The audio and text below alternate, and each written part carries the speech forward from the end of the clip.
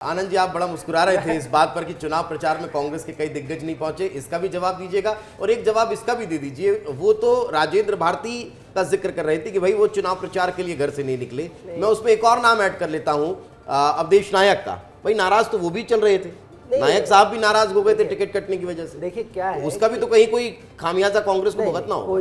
कोई नहीं। आखिरकार जो है, सुबह का भूला अगर घर को लौटा है तो उसे भूला नहीं कहते। और ये अच्छा, कांग्रेस में भूला हो जाता है वो, और यहाँ भारतीय जनता पार्टी में जो हुआ उसके लिए नहीं। अवधेश नायक जी प्रचार में आए और जिस तरह से घनश्याम सिंह जी के बयान को कोट कर रहे हैं भाजपा प्रवक्ता, उस तरह के तो 50 बयान हैं। ऐसे आशुतोष तिवारी जिनकी क्षमता ही नहीं है कि वो नरोत्तम जी का टिकट कटवा दें, तो उनकी क्या क्षमताएं होंगी? जनता क्यों चुने उन्हें? फिर प्रश्न बहुत सारे हैं। अब मैं बात कर रहा हूं जीतू पटवारी जी और उमंग सिंघार जी के प्रचार के वाइब्रेशन की। मैं भोपाल में था, मैं नहीं जा पाया दतिया, क्योंकि पार्टी ने मुझे कुछ दूसरी जिम्मेदारियां दे रखी थी।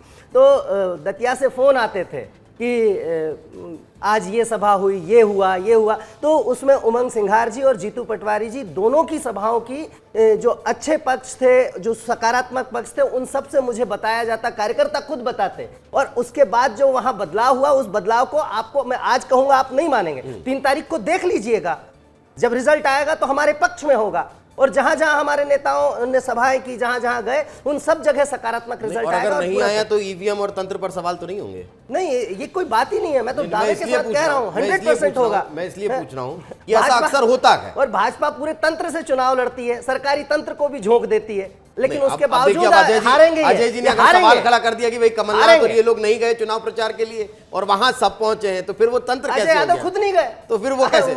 मेरे साथ तो अभी आनंद जी और अजय जी दोनों नहीं गए। मैं तो अपना बता रहा हूं कि मैं क्यों नहीं गया, बहुत सारे काम है। ठीक है अजय जी, आप भी बताइएगा क्यों नहीं गए। लेकिन मैं शर्मा जी एक और पक्ष अब इसमें ऐड करना चाह रहा हूं, ब्रजेश सर भी हैं। सवाल अब ये हो रहा है कि भाई भारतीय जनता पार्टी और कांग्रेस दोनों को ये लग रहा है भाई हम एक तरफा चुनाव जीत रखेंगे, लेकिन एक तीसरा फैक्टर भी है ना भाई, वहां पर भी तो एक थर्ड फ्रंट ओपन हो चुका है, वो भी तो चुनाव मैदान में है। भले पिछली बार 7000 वोट से जीते हो, लेकिन इस बार तो कड़ी टक्कर देने के मूड में है। आजाद साहब खुद वहां पर पहुंच गए थे प्रचार करने के लिए, उसको कैसे देखा जाएगा? निश्चित रूप से वो भी अपना एक रोल प्ले करेगा, लेकिन लोगों में जो वहाँ पर लोगों की जो अपेक्षाएं हैं, अभी पहले तो भारतीय जनता पार्टी विकास के नाम पे उसको चुनाव लड़ रही थी, जो कि क्योंकि सरकार भी है उससे बहुत फ़र्क भी पड़ता है। लोगों में ये विश्वास भी जागृत होता है कि अगर विधायक सरकार का भारतीय जनता पार्टी का है तो सरकार के माध्यम से बहुत सारे विकास कार्य हो सकते हैं। वहाँ पर नहर का एक बड़ा मुद्दा है जो कि लोगों में काफ़ी चर्चा का है। उसको लेकर मुख्यमंत्री ने आश्वासन भी दिया है कि हम इस पर काम करेंगे। लेकिन जिस तरह से बात अभी आनंद जी ने बताया कि वहाँ पर राजेंद्र भारती जी के प्रति जो जिस तरह का हुआ, हालांकि कोर्ट का निर्णय है, उसमें किसी को आपत्ति नहीं होनी चाहिए, लेकिन सहानुभूति हो सकती है। तो अगर सहानुभूति, और घनश्याम जी जो कि वहाँ 3 बार के विधायक रहे हैं, 93, 2013 और 2018 में सेवड़ा से वो जीते थे, 3 बार के विधायक हैं, लेकिन उनके परिवार में भी जिस तरह का विवाद देखने को वहाँ पर मिला, तो वो भी कुछ रोल वहाँ प्ले कर सकता है। तीसरे पक्ष का जहाँ तक सवाल है, तो तीसरा पक्ष निर्णय, क्योंकि जो मार्जिन रहता है वहाँ लगभग 15 से 20 हज़ार के बीच में घूमता है। तीसरा पक्ष अगर थोड़ा भी मजबूत हुआ उसने तो वो निर्णायक रोल अपना प्ले कर सकता है। लेकिन इस बार उसको साधने का दोनों ही पार्टी ने कोशिश भी की। आज ही सुबह के अखबार में हमने पढ़ा कि कुशवाहा समाज के निर्दलीय प्रत्याशी को अपने खेमे में शामिल कर लिया है भारतीय। हमने घनश्याम जी को भी मतदान करने जाते देखा, हमने आशुतोष जी को भी देख लिया। तो ये जो बॉडी लैंग्वेज, ये जो लाव लश्कर, वो एक अलग दर्शाता है, जिस पर हम पहले भी चर्चा कर रहे थे कि हाँ भाई चुनाव जो है वो मिश्रा जी के इर्द गिर्द ही घूमता रहा। नहीं, निश्चित ही अब जो उनकी बॉडी लैंग्वेज है, बहुत कॉन्फिडेंस वापस आ गया है। और हालांकि हम लोग ने वो दौर भी देखा है कि नरोत्तम मिश्रा, जैसे इन्होंने कहा कि लार्जर देन लाइफ, हम मीडिया के तो बड़े चहेते नेता हैं, जो बोलते हैं राष्ट्रीय सुर्खी बनती थी। और जिस तरीके से पूरा चुनाव में उम्मीद थी कि वो चुनाव में खड़े होंगे, टिकट कटा, उसके बाद पूरे देश की निगाहें दतिया चुनाव पे आ गई। तो उसका जो वायलेंस हुआ, फिर वायलेंस के बाद जो मान मनौवल हुआ, और फिर आखिर में वो उनके जो आंसू निकले, और ये आंसू मेरे दिल की जवान टाइप, उन्होंने जो कुछ बोलना था बोल दिया। हम उस दरमियान जो दो दिन वहाँ रहे थे, वहाँ उनके कार्यकर्ताओं से यही सवाल पूछा कि आपकी नाराजगी दूर हो गई? तो उनका यही कहना था कि नहीं, हम तो अपने नेता के साथ हैं, नेता की बॉडी लैंग्वेज को समझने की कोशिश कर रहे हैं, नेता की बॉडी लैंग्वेज जो कहेगी वो वैसा करेंगे। तो नेता की बॉडी लैंग्वेज अलग है और नेता का जो शब्द भाव है वो अलग है क्या? दोनों अलग अलग था। देखिए, राजनीति में मजा ये कि राजनीति जो दिखती है वैसी होती नहीं है ना, जो दिखती है वैसी होती नहीं। पर देखिए, पीछे बहुत सारे लेयर्स होते हैं और वो सब एक साथ चलते रहते हैं। तो हमने उनके लोगों से बात की तो उन्होंने बड़ा जोरदार बयान दिया जो मुझे सीखने को मिला कि हम तो अपने नेता कुछ बोल दे रहा मगर उसकी बॉडी लैंग्वेज से समझने की कोशिश कर रहे हैं, वो जो हमको समझ में आएगा हम वो करेंगे। तो निश्चित ही नरोत्तम मिश्रा पूरे चुनाव में बड़े फैक्टर थे। यदि वो मान गए हैं और यदि वो नीचे तक उनके कार्यकर्ता मान गए हैं तो निश्चित ही फिर तो बीजेपी के पक्ष में मतदान है। और यदि वो उनकी बॉडी लैंग्वेज जो हम तो नहीं समझ पाए, उनके कार्यकर्ता ने उनकी समझ ली हो, क्योंकि बीजेपी के दफ्तर से ज्यादा भीड़ तो उनके वहाँ, उनका जो घर है वहाँ पे, माँ की कृपा वहाँ पे पूरे वक्त रहती थी। बीजेपी के दफ्तर सन्नाटे में रहता था मगर उनके यहाँ जो भीड़ होती थी वो वाकई कमाल की होती थी और लगता था पूरी बीजेपी उन्हीं के पास है। अजय जी, कहीं इस बॉडी लैंग्वेज के चक्कर में बीजेपी का कार्यकर्ता कंफ्यूज तो नहीं हो गया कि कोई कुछ समझ रहा होगा, कोई कुछ समझ रहा होगा? तो वहां दो धड़े तो नहीं बट गए थे? इन्होंने क्या समझा? और देखिए, नरोत्तम मिश्रा जी भारतीय जनता पार्टी के बहुत वरिष्ठ और बड़े नेता हैं और पार्टी द्वारा निश्चित ही उनके लिए कोई बड़े दायित्व को सोचा गया होगा, इसीलिए पार्टी द्वारा कई बार तो ऐसा होता था। अजय जी, मैं माफी चाहूंगा, इंटरप्ट कर रहा हूं। ब्रजेश जी के सवाल का भी जवाब दीजिएगा। ब्रजेश जी के सवाल का भी जवाब दीजिएगा। आप उनकी बॉडी लैंग्वेज को कैसे देख रहे हैं, एक? और दूसरा ये, कई बार वो जो शेर पढ़ देते हैं तो लोग सोचते हैं हमारी अच्छाई के लिए पढ़ दिया है या हमारे लिए कोई कमेंट कर दिया है, तो वो समझना बहुत अंतर हो जाता है। तो कार्यकर्ताओं को क्या कोई क्लियर मैसेज नहीं था? देखिए दीपेश जी, नरोत्तम मिश्रा जी अपनी साफगोई के लिए जाने जाने वाले नेता हैं, जो भी बात करते हैं स्पष्ट और मजबूती के साथ करते हैं। नरोत्तम मिश्रा जी ने जिस तरह से आक्रामक रूप से चुनाव प्रचार की कमान संभाली, पूरे चुनाव प्रचार और यहाँ तक कि एक एक गांव, एक एक कस्बे तक नरोत्तम मिश्रा जी इस चुनाव प्रचार अभियान में गए। पार्टी के सभी वरिष्ठ नेताओं की रैलियों, कार्यक्रमों का भी संचालन नरोत्तम मिश्रा जी के नेतृत्व में हुआ। तो ऐसे में किसी तरह के कयास लगाना बेमानी है और 3 तारीख को परिणाम भी सामने आ जाएगा। ये बिल्कुल स्पष्ट है कि नरोत्तम मिश्रा जी की लोकप्रियता और उनके द्वारा जो कैडर खड़ा किया गया दतिया में, वो उसकी कोई दूसरी मिसाल नहीं है। उनने एक बड़े कैडर और बड़े संगठन को खड़ा किया और पार्टी को उसका चुनाव में निश्चित ही लाभ मिलने जा रहा है। कांग्रेस पार्टी अजय भाई, आप भी मानते हैं उनको टिकट से नहीं निकल पाई? मैंने कांग्रेस से पूछा तो उन्होंने उस चीज को, तो अजय भाई आप भी मानते हैं उनको टिकट दिया जाता तो चुनाव बड़ा आसान हो जाता? वहां पे इतने बड़े नेता हैं, इतने कद्दावर नेता हैं, बूथ से लेके जिला अध्यक्ष तक। ये तो आपको और हमको लग रहा है। हो सकता है बीजेपी के सर्वे में ये लग रहा हो कि भाई नुकसान हो जाता, ये भी तो हो सकता है ना एक फैक्टर। अजय जी, ऐसा यही फैक्टर तो नहीं था? क्योंकि भारतीय जनता पार्टी बिना सर्वे के कहीं कोई टिकट देती नहीं है। अगर नरोत्तम मिश्रा जैसे कद्दावर मंत्री का, नेता का टिकट काटा गया तो उसके पीछे क्या ये फैक्टर भी था? सर्वे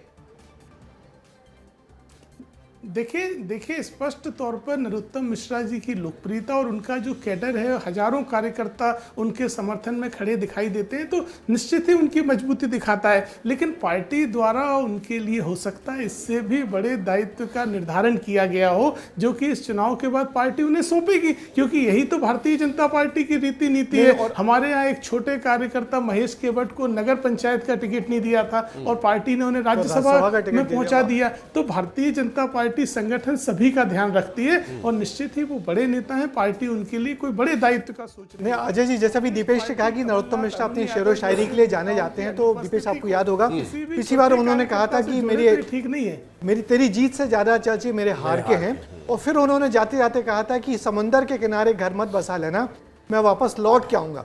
तो अभी हम जब सब पत्रकार उनसे टिकट कटने के बाद पूछा कि अब क्या कहें, लोग घर बना लें, तो उन्होंने कहा भाई बना लेने दो। यानी उन्होंने पूरे हथियार डाल दिए हैं। नहीं, तो इसका कारण ऐसा तो नहीं कि भाई अब वो दतिया से डबरा शिफ्ट सोच रहे हैं? तो यदि परिसीमन हुआ, यदि परिसीमन की लॉटरी खुलती है और उनकी डबरा जो पुरानी सीट है, देखिए नरोत्तम मिश्रा 6 बार के विधायक हैं, 3 बार डबरा से और 3 बार दतिया से, और सिर्फ 1 बार हारे हैं पिछली बार। और जब पूरे प्रदेश में बीजेपी जीत रही थी, 164 सीटें लेके आई, मगर जो गृह मंत्री होता है ना, जो गृह मंत्री होता है, हम चूंकि इतिहास के विद्यार्थी हैं, जो गृह मंत्री होता है वो हारता, उसके हारने की गुंजाइश 80% होती है। मध्य प्रदेश में बड़ी लंबी परंपरा है गृह मंत्रियों के चुनाव हारने की। उमाशंकर गुप्ता हो, चाहे हेमंत कोठारी हो, चाहे 1-2 नाम और हम लोग ले सकते हैं। ये जो गृह मंत्री होते हैं, महेंद्र बौद्ध इस चुनाव में हमको वहाँ दिखे थे उनके साथ घूमते हुए। तो कुल मिला के अब नरोत्तम मिश्रा ने थोड़ा हथियार तो डाल दिए हैं, उनकी बॉडी लैंग्वेज बड़ी बदले हुए से नरोत्तम मिश्रा नजर आते हैं। आप जो सर्वे की बात कर रहे थे, जी। कि सर्वे जो है तो भाजपा में सर्वे जो है हर बार सर्वे भवन्तु सुखिनः नहीं होता है। ये सर्वे सबको सुख देने वाला नहीं था, ये इसमें कुछ चेंज भी कर दिया। नहीं, और ऑब्वियस ही बात है भाई, एक इतने बड़े कद्दावर नेता हैं, उनको भाई हमेशा ये एक कार्यकर्ता का मैं सुन रहा था जो कहते हैं कि भाई जिसका काम टिकट बांटने का था उसका टिकट कट जाएगा, ये कभी सोचा नहीं था। तो ये ऑब्वियस ही बात है कि सर्वे भवन्तु सुखिनः वाला जैसा अजय ने कहा कि यही भारतीय जनता पार्टी किसको टिकट मिल जाए कोई नहीं जानता। आशुतोष तिवारी उनके चुनाव में मदद करते थे पिछले 2-3 चुनाव में, और आज वो चुनाव में लड़ रहे हैं और नरोत्तम मिश्रा उनकी मदद कर रहे हैं। और जिस तरीके से उन्होंने कहा जी जान से लगे हुए हैं, तो जी जान तो नहीं देखी। मैं वहाँ 3-4 दिन रहा। नरोत्तम मिश्रा जी रात की 2-3 सभाएं करते थे, नुक्कड़ सभाएं करते थे आशुतोष तिवारी के साथ, मगर हाँ पूरे वक्त उन्होंने मैसेज की है कि मैं आशुतोष तिवारी के साथ हूँ। लेकिन मैं इसको एक अलग वे में भी अब इस चर्चा को ले जाना चाह रहा हूँ। मैं उस फैक्टर पर भी बात करना चाह रहा हूँ। भारतीय जनता पार्टी हमेशा ये सोचती है कि अपनी सेकंड लीडरशिप को तैयार किया जाए। नरोत्तम मिश्रा बहुत लंबे कद के, बहुत बड़े कद के, बहुत लंबे समय से, चलिए एक बार नरोत्तम मिश्रा क्या कह रहे हैं सुनते हैं, फिर हम इस पर डिस्कस करेंगे।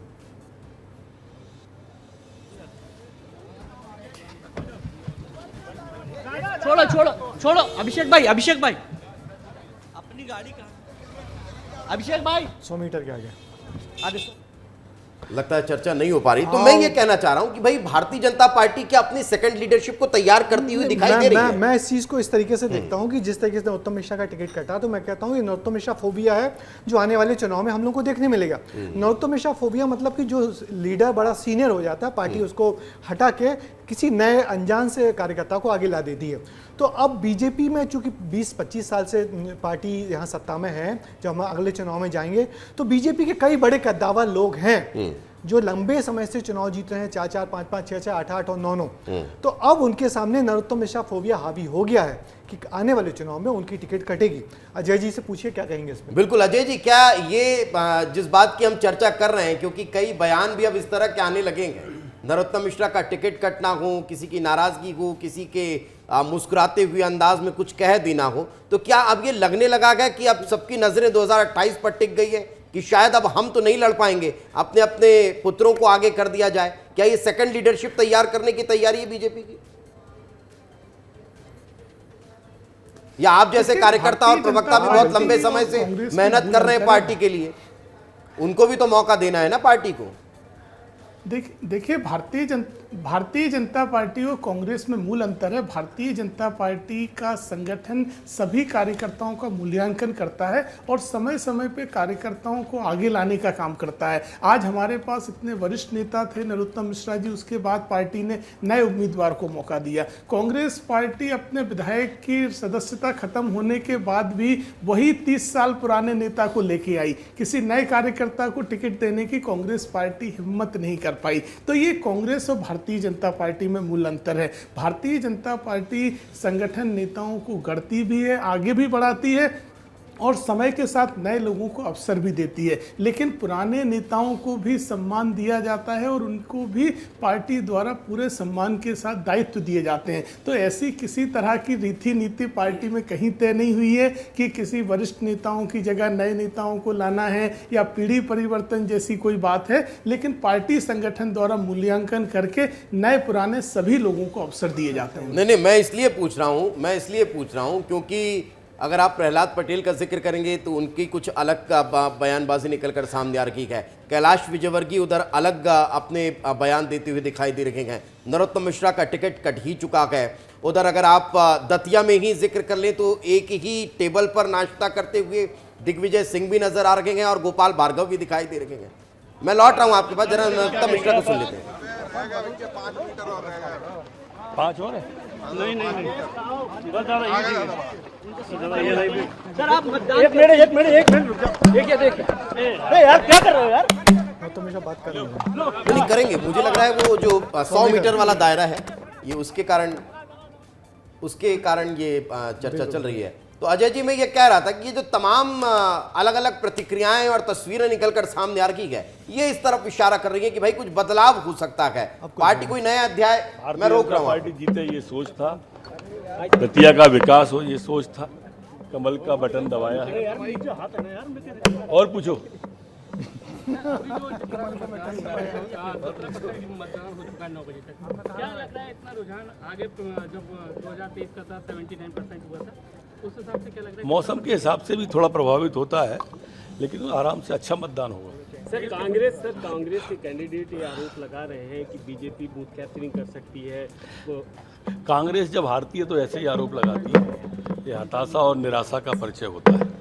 जो दामोदर हैं यादव, वो लगातार आपके खिलाफ बोलते रहे और अब उनका कोई अता पता नजर नहीं आ रहा है।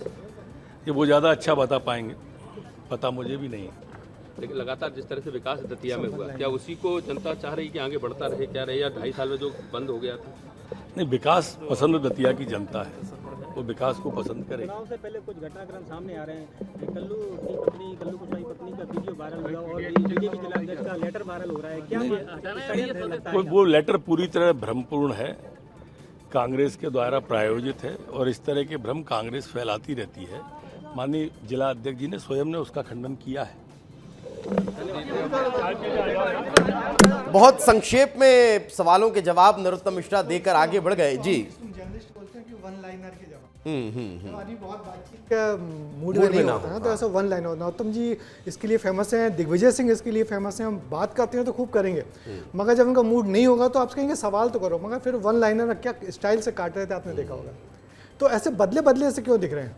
बिल्कुल, ये एक बड़ा सवाल है। अक्षत, आपने तो बहुत लंबे समय से देखा है नरोत्तम जी को ऐसे वन लाइनर देते हुए, कभी देखा है क्या? हाँ, नहीं, वो आपने सही उनका पकड़ा कि जब उनकी इच्छा होती है, लेकिन अभी जो उनका जो भाव था, वो मुझे लगता है कि अगर कुछ भी उनका स्टेटमेंट आएगा और कहीं उस पर प्रतिक्रिया हो गई तो वो तुरंत मतदान पे उसका असर पड़ेगा। इसलिए वो भी बहुत संभल के किसी भी अपने शब्दों को बड़े तोल मोल के बोल रहे थे और लगातार पत्रकारों को बोल रहे थे कि आप पूछो, लेकिन जवाब उनके बड़े संक्षिप्त थे।